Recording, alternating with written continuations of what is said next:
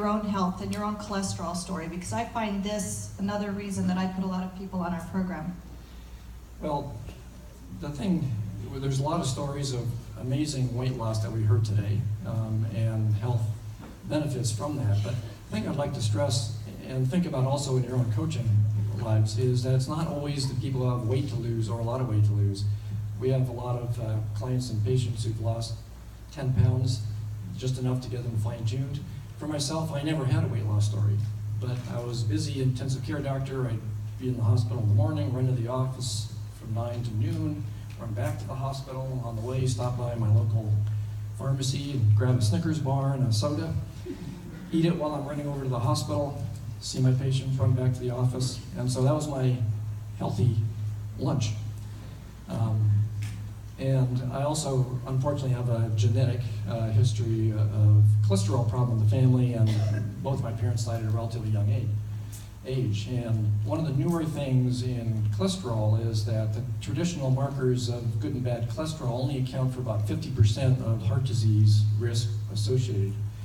And there are some newer markers, particle size and particle distributions, and one of those numbers I had run on myself, and my particle count was over 2,000, which was like astronomically high.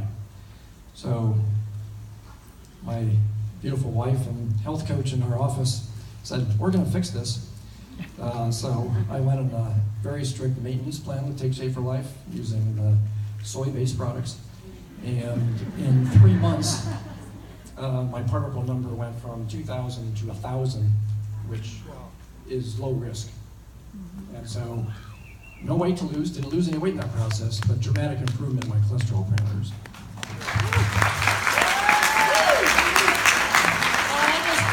I just happened to print out the nutrition facts on that healthy snack Dr. Caesar was having as he would walk down the hallway. This is a king-size Snickers bar. Nutrition facts. The jumbo one, yes. I know, I was just going to point that out to you, that the carbohydrate load in this healthy snack you had, which happens to be low glycemic, it just was a bit of a high volume of carbs, was 56 grams of carbohydrate. Any of you that are eating a bar right now, how many grams of carbohydrate are on that label on the back of your bar? Does anybody know? 14. 14. Okay, so I want to tell you something about that.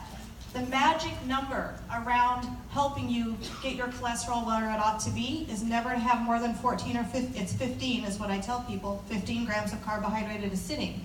So obviously, Dr. Caesar knows and knew that it wasn't his best health option.